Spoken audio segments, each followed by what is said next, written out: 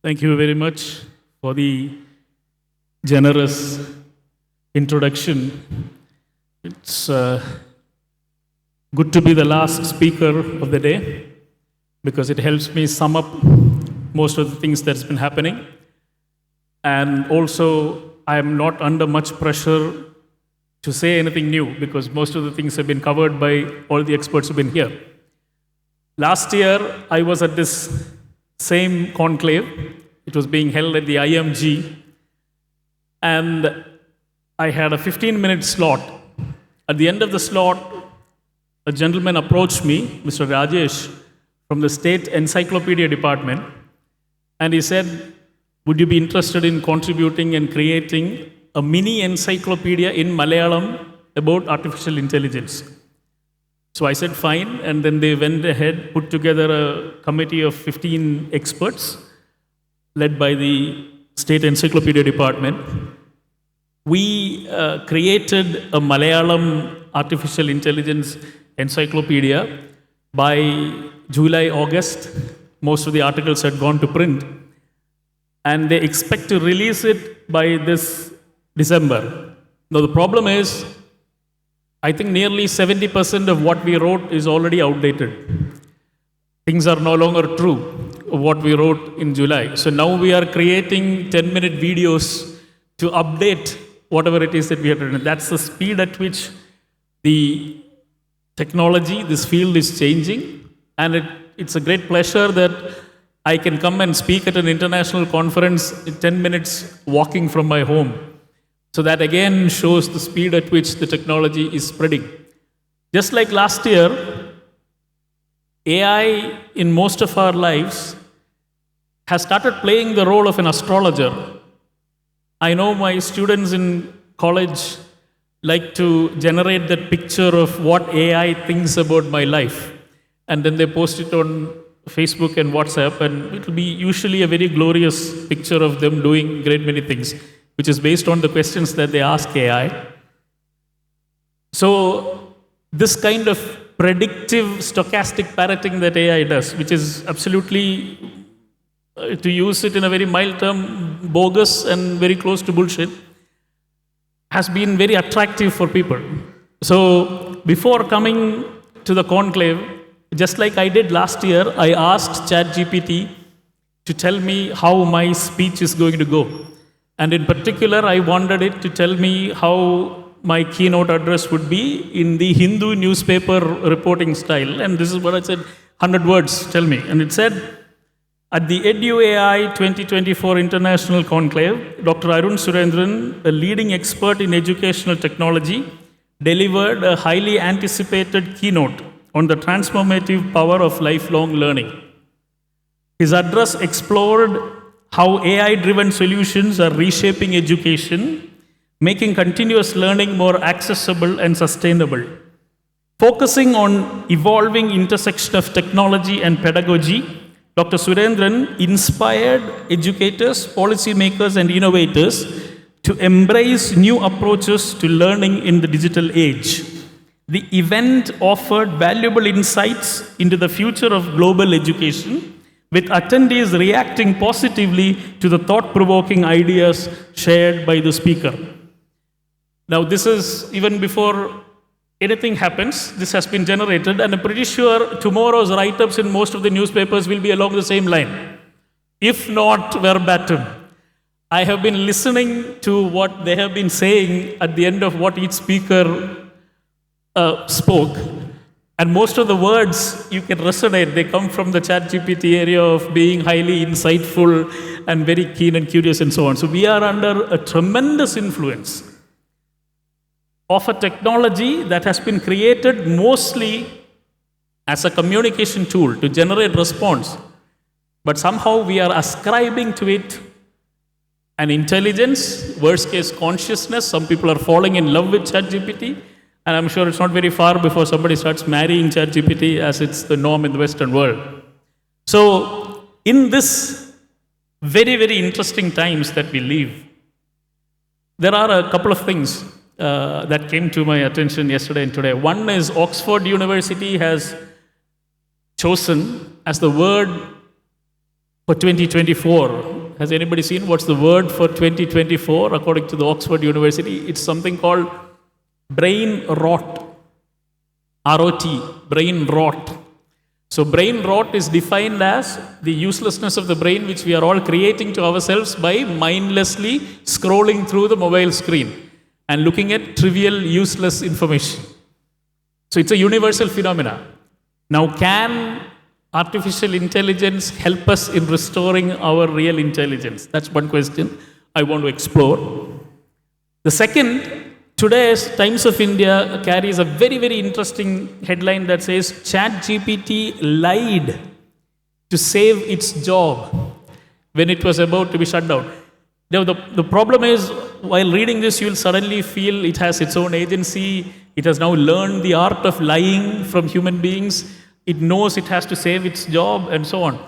Such anthropomorphization, where we attribute human characteristics to something that's pure code, becomes a severe problem.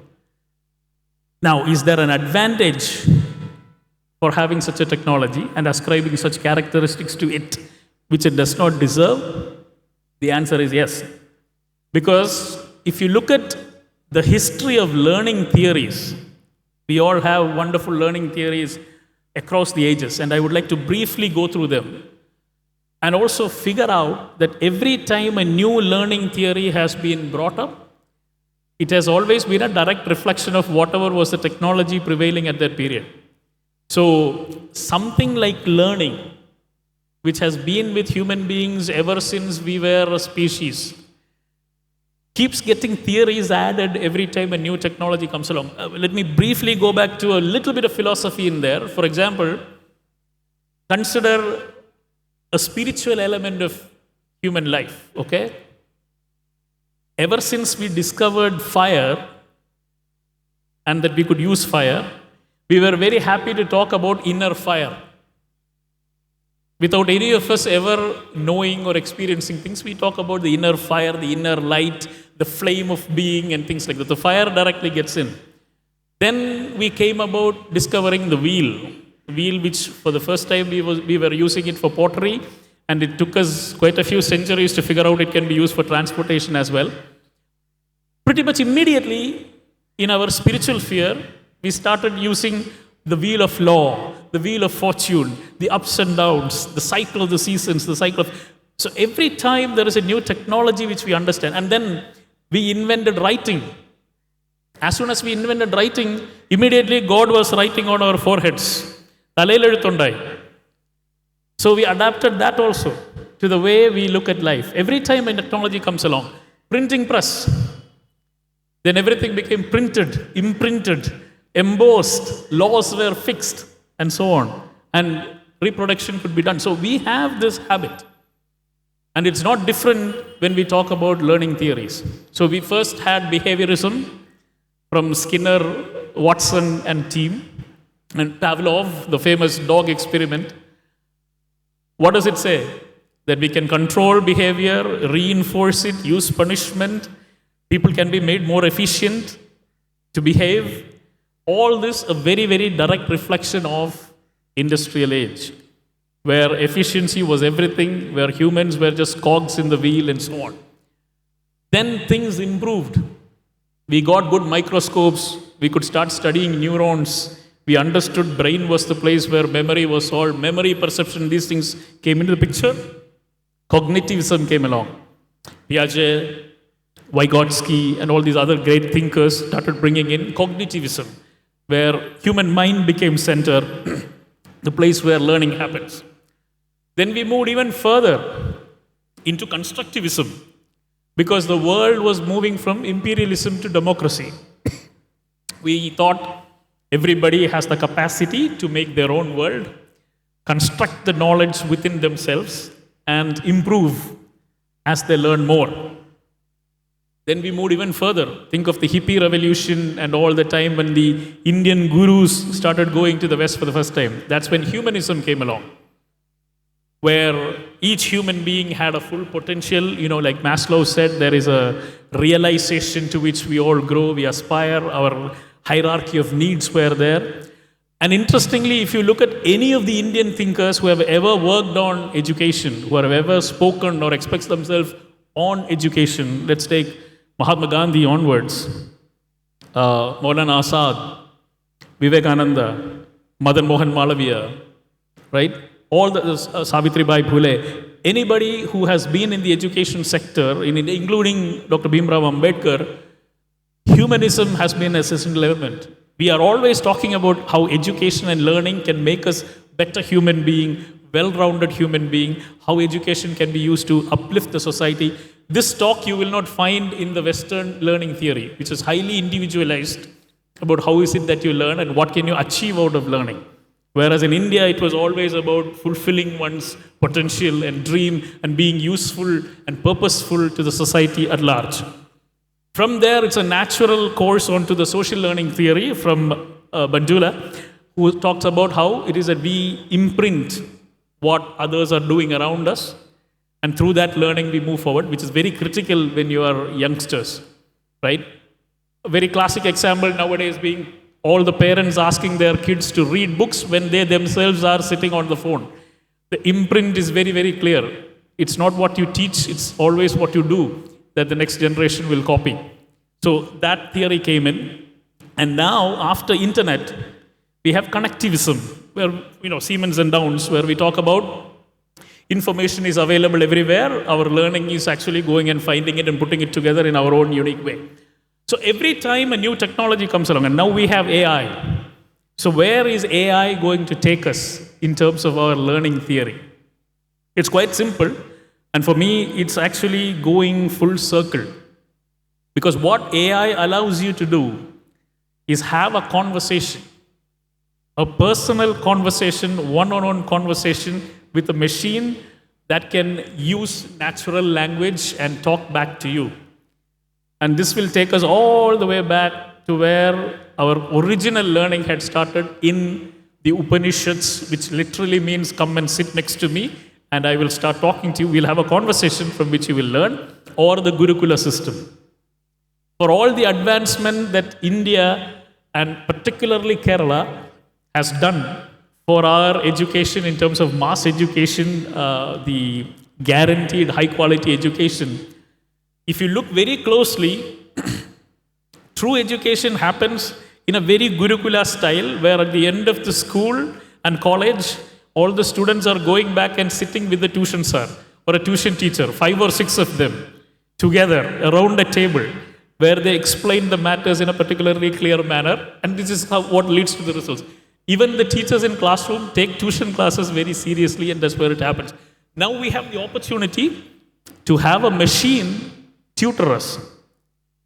If you look at the ancient way of finding a guru, which was the most important thing, we had, it was never used to be the case that somebody would come in and seek admission with a guru. It used to be that the responsibility laid with the student, who could travel across the country, question all the gurus, then find out one person who could answer most of the questions, be satisfied, and then become a disciple. So the art of questioning was very fundamental to Indian learning, and we lost it only after the British came and overhauled the system, where the students were supposed to remember the answers and teachers alone will ask the question. It used to be the other way around. Now we have an opportunity to relearn the art of asking questions, which is what prompting has become. How to ask this machine, which supposedly has access to almost all the information in the world. So it's like a perfect guru, but you have to be the one asking the right questions to learn from the guru. It's not that the guru has produced a syllabus and curriculum and he's going to give you, or she's going to give you anything. And this is a very interesting guru who can take on any avatar. Last week I had a conclave. So before going there, I asked ChatGPT to teach me the concept of linear momentum as it is taught by an MIT professor to a first-year undergraduate class in 250 words. So it gave me a wonderful description immediately, talking about, you see, when a truck is coming towards you or a bike is coming towards you, it's different, the quality of the motion, though they may be coming at the same speed. So this mass times velocity called momentum is very important. So that was a brief introduction. So then I asked, can you teach this to me like an IIT professor would do to a bunch of first year IIT students? Identical description, except that the truck became a bus and bike became a bicycle. So only the cultural change was happened. So I thought, okay, IITs, according to ChatGPT, is as good as MIT. And then I asked, teach it to me like a Instagram influencer. And I named a particular person who is very popular on Instagram. And then the next 250 words were so full of emojis and vibes about how momentum was poly. And we should understand. So the style in which you want to learn can also be adapted at this point. So we have access to a guru who can be transformed into whichever voice we want it to be heard. Here lies the opportunity for us. But with a few caveats, of course. What are the problems in lifelong learning? Why don't we all become very good lifelong learners? First of all, like most of you sitting here, senior citizens like me, we have been traumatized by the education system. So we have been made to hate studying because it's something that leads to work, and work is supposed to be drudgery and misery, whereas playing and entertainment and enjoyment is something else. So how do we transform this into lifelong learning being a very joyous and natural pursuit? What are the common excuses that people give about not being able to do lifelong learning? Firstly, the challenge is usually lack of time.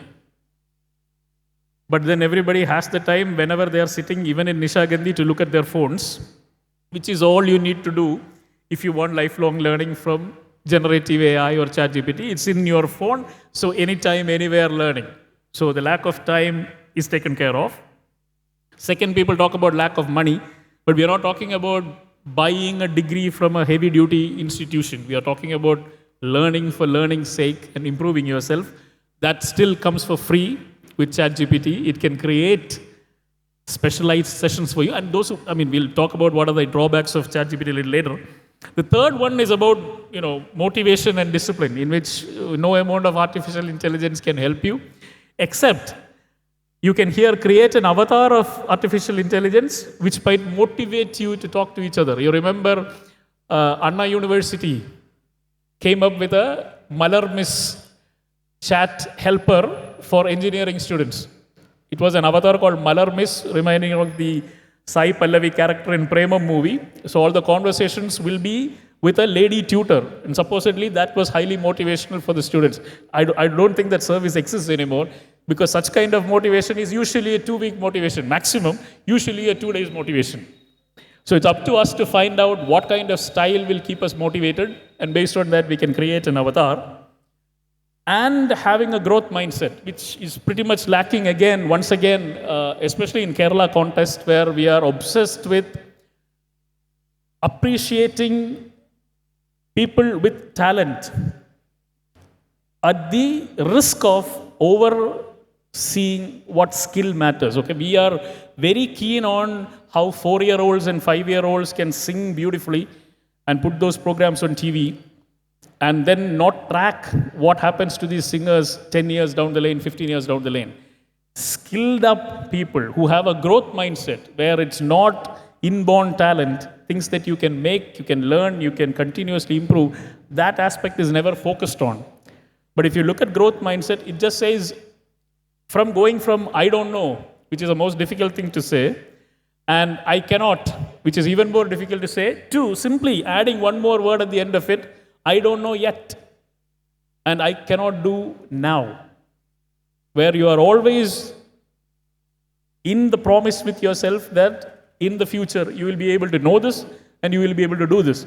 And these are things quite often that students have figured out. Talking to ChatGPT quite is more helpful than talking to a real human being who might be very highly judgmental or prejudiced against the youngsters.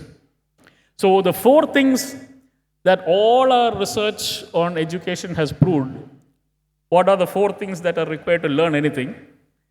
1 is attention, 2 is active engagement, 3 is error correction, and 4 is consolidation. This is all. Whether you want to learn swimming or kalaripayat or highest grade of integral calculus or quantum mechanics. 4 things: attention, active engagement, error correction, consolidation. ChatGPT, by the look of how many of you are still looking at your phone, has managed to capture the attention. It's on the phone. You can do it on computer. It's always had your attention already. Second, you can make it generate things that can actively engage you. It's conversational. It can talk to in your own language. 3, error correction, like David was pointing out, we can set the rubrics, ask it to design test like a test in any institution, any university, or any level of competency, and it will test you. And that's when you learn where you stand and how much error needs to be corrected. And finally, consolidation. Always good, just like how it gave me a press release. You can ask it to consolidate, revise things in 100 words, 50 words, 200 words, whichever format, as a graphics, as a video, as an audio, as a podcast, like Notebook AI, which gives you a wonderful summary at the end of the day, as a podcast of all the good headlines that happened during the day. So there's no need to go around fetching newspaper sites and then going through all of them. So all these 4 aspects of learning we can adapt to lifelong learning, and we have always had this tradition in India of inculcating inclusive learning classes of different categories of people being together, so we can run it in a network format. We can always have a co-exploratory, co-pilot kind of deal where the artificial intelligence learns with you, provides a companionship as you go forward, and then values, ethics, storytelling, all this can be built in. The only problem comes from the training data. Because right now, there is not much that is Indian, that is local, that is in our own languages that are in the training data. So many of the things that you ask, you will get a highly WASPish, which is Western Anglo-Saxon Protestant way of answers, because the knowledge databases have been created by what now they are calling the broligarchy, the oligarchy of brothers who have created all these great technology. So it's up to us to start ensuring that our training data goes in, our local sources go in, our rich traditions and knowledge go in, so that we can generate answers from them, we can generate courses from them, we can engage in lifelong learning with them, so that in the end, probably instead of asking it for a Hindu-style press release, I can probably ask it for a Maranadan Malayali style press release, which it cannot give now, it doesn't understand. But probably by next year, we should probably have a headline which says, Arun Surendran Paranjadu Kettal Ningal Nyettum, kind of press release being generated. So thank you very much for listening to me. If there are any questions, I'd be happy to take. Thank you. Thank you, Dr. Arun Surendran, for your inspiring and thought-provoking keynote address on AI in lifelong learning. Your insights into how AI can revolutionize continuous education and skill development have provided us with a fresh perspective on the importance of adapting to evolving knowledge landscapes. We would now like to open the floor for a Q&A session. Participants, if you have any questions for Dr. Arun, please feel free to raise your hand. Let us take this opportunity to gain deeper insights from his vast expertise. Good evening, sir, and that was really engaging sessions. I have 2 questions. One is, surely for those who are curious enough and motivated enough, the AI is a very good support system for lifelong learning. But right now there is cost involved. The free models are limited. Is my voice dragging a lot? No. The free models are limited. If you ask even the free ChatGPT a few questions, then it stops for the day. Do you think these companies will make it more accessible as more people start using, or they will start making it more premium? I think eventually there'll be government versions coming out, which will remain free. The only thing is, it'll take some time for us to figure out, because this is very, very expensive. ChatGPT, those who don't know, it costs them around 6.5 crores per day to keep those servers alive and to answer our stupid questions, any kind that we are asking, which is why they have put a premium on it. However, if you look at it, if you ask a mathematics question to ChatGPT, if you ask it to multiply two numbers, or if you ask sometimes very basic question like is 2 greater than 3, sometimes it'll tell you that yes, indeed 2 is greater than 3, and it'll go off on a flurry. It's doing all that after spending 6.5 crores and drinking a lot of water to keep the servers cooled. So for humanity itself, this is a very expensive thing, which is why governments don't want to get into it right now. But the premium version, the first available version, is not very expensive if you think about the things that we spend our money on, right? The average Indian wedding is now costing 1.5 crores. Compared to that, ChatGPT monthly premium is very cheap. But we want everything to be free. That will take some time. Also, multiple things can be explored. So David was showing me Storm today from Stanford University. Storm, which will help you generate Wikipedia type thing about anything that you're asking. Consensus allows you to do a few things for free. So you can use multiple, Claude, Consensus, Bing. If you use a variety of them, I think we can still manage with the free format. Otherwise, keep thinking about how some of you can pool together and get one of those monthly premium. I have 2 more questions. Sure. So, I recently started learning LLM engineering. So, if I have to use the tokens for using APIs, that also is priced. Is priced. Yeah. So, how can more students work on that? These, Like, I think, how can more people learn? Like, they also need more people to learn, right? this is where we need policy making, and conclaves like this will really help to put forth a policy. For example, I think for the last 10, 15 years, we have worked very hard on making that one nation, one subscription become a reality. So from January 1st, all of us are getting access to 30,000 journals. The policy making takes time, but somebody has to start pushing. And Kerala, and thankfully IHRD, have moved ahead by trying to get into the policy space. Tomorrow, in parallel, there is a DT Udyama conclave that's going on. They have specific panels for 5 top policy things to be recommended. And I think one of the strong things can be to make sure that students have at least free tokens available. You remember how when supercomputers came, all of us had a login time of 30 minutes or something. There's something similar, I think, can be worked out. Even broadband internet. Exactly. Yes, yeah. So something similar like that, I think, can be worked out. One last question. Yes, ma'am. Like you said, God forbid if Marunad and Malayali version of this thing. So recently I read an article that heart attacks in women are hard to diagnose because all the studies were based on men, even racially biased. So when now we are building all these systems, shouldn't the people involved make sure, Yes. or at least the women involved make sure that they are in it so that the AI is feminine enough or gender neutral, whatever? Yes. I think for almost a century, the pharmaceutical industry have taken women for a ride because all the tablets, including the paracetamol that you eat, were tested on 35-year-old white men who have nothing to do with the physiology of a 40-year-old Kerala lady.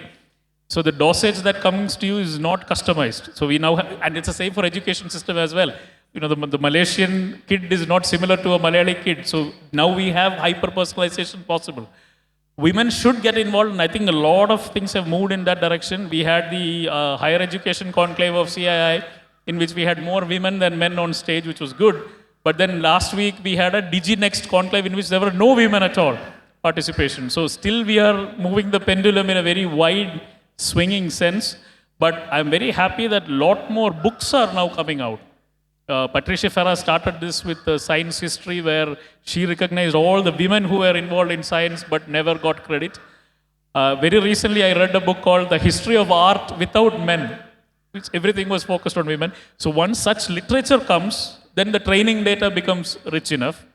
Kerala, that way, has always been in the forefront when it comes to ensuring inequality. So when we deal with AI, we should make sure that it's highly inclusive. That needs to be a policy.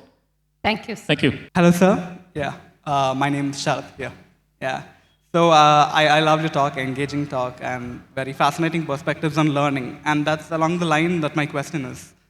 So you mentioned like towards the end about I think Notebook LLM, which like Notebook AI that summarizes a lot of news.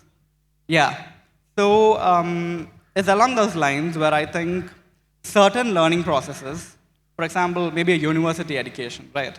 I think there are unconscious things that you learn on the side, like intuitions that you build, that's not based on the knowledge that you gain, but are like interpersonal, interconnected.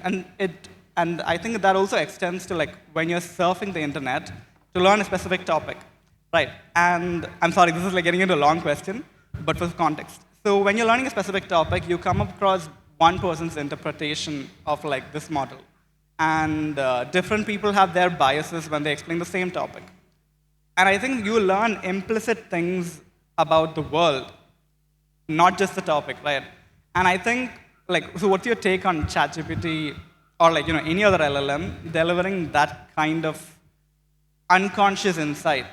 It's a wonderful question because, please sit down. Our school and college education, unfortunately, tells us that all textbooks are holy books and that knowledge has ended. So most of us come out of school and college thinking, finished, there's nothing more to do. Knowledge creation is something that's a new idea, at least in our parts, that we co-create. And every time I tell somebody to imagine somebody studying or imagine somebody learning or imagine somebody working, invariably in a Malayali mind, the image is of a man sitting in front of a computer or somebody, a girl sitting with a book. We never think of conversations as learning. We never think of conclaves as learning. This for us is something we do on the side. But that's where most of the learning comes from.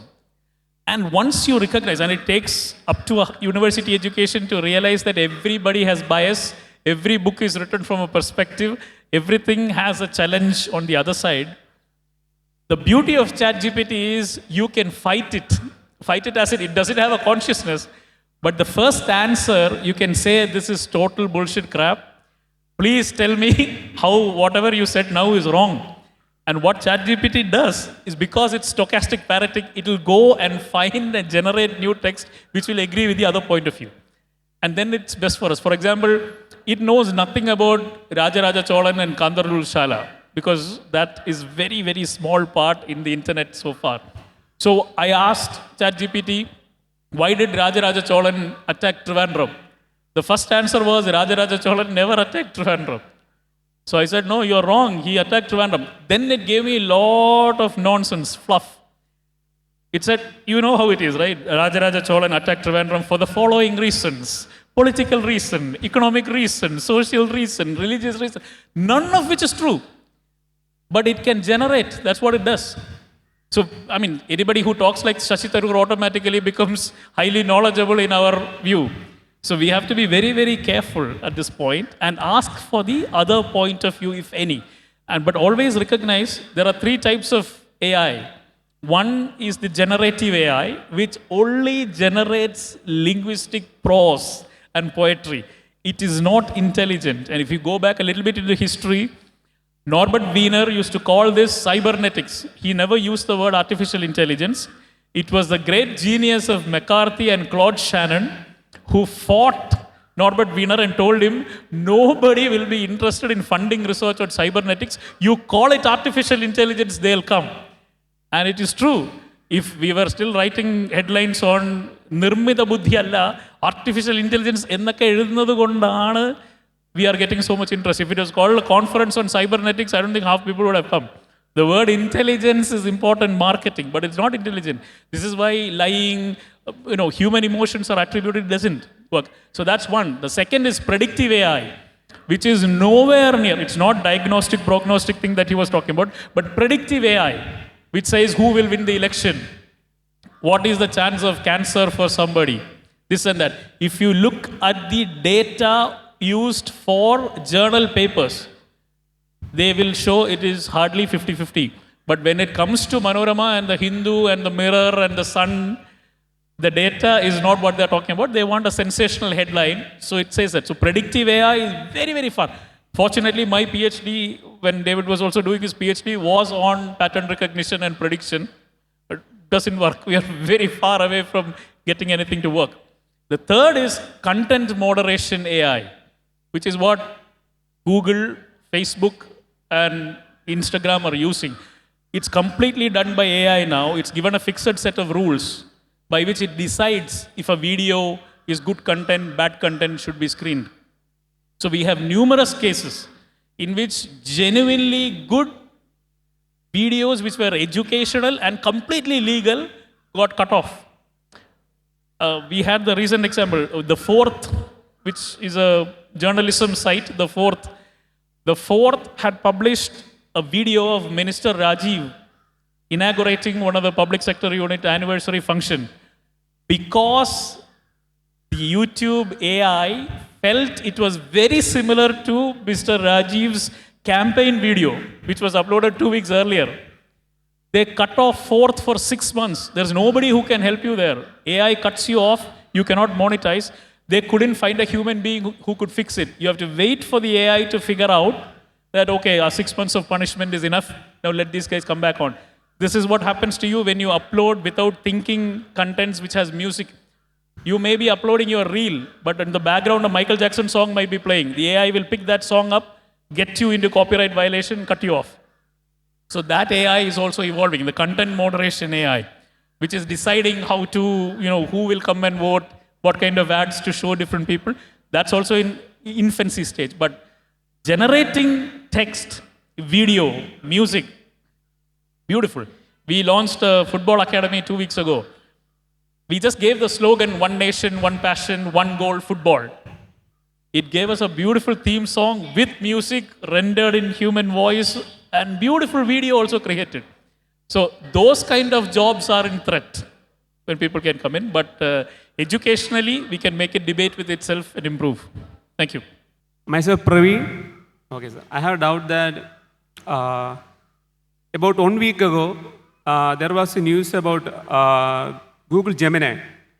Okay, and one of the students, he's a college student, I think, he asked something and the Gemini became quite hesitated and he told me to go and perish.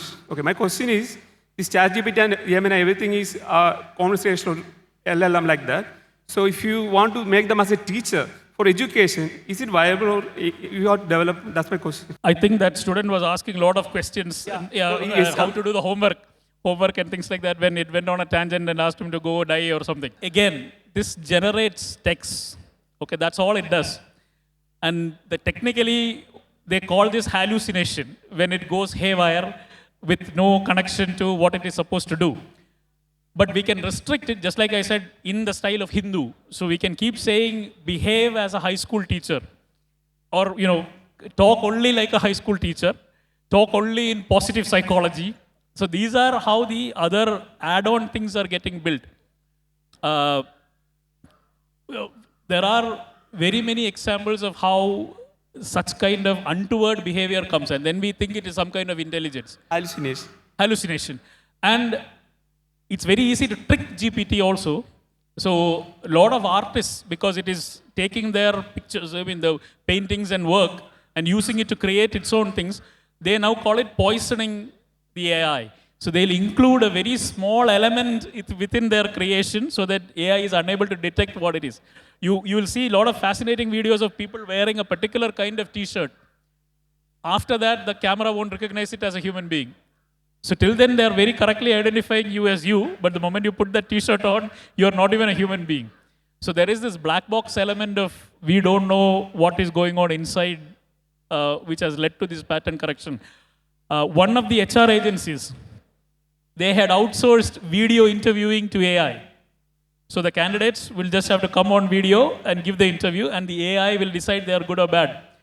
Within a week, people figured out that if you are sitting in front of a bookshelf, if the background is a bookshelf, you are selected. If you use the word conglomerate, you are selected. You know why this happens? Because it is given training data in which it is given the videos of candidates in the past and videos of candidates who were selected. So the chances of a candidate who is sitting in front of a bookshelf being selected being high. It is, because there might have been knowledgeable people. So the AI's conclusion is bookshelf is equal to good candidate. Somebody using tough words is equal to good candidate. Nothing to do with the knowledge. So such things happen in content moderation. So we are very far from Terminator coming and taking over and things like that.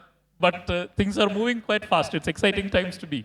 Thank you. Thank you, Dr. Arun, for addressing these questions with such clarity and enthusiasm. Your responses have provided even greater depth to the ideas you shared, leaving us with valuable takeaways.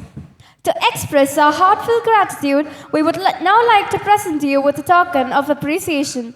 I invite Dr. R. Shavi, Principal of College of Applied Science, Mavelikara, to kindly come forward and present the token of gratitude to Dr. Arun Surendran.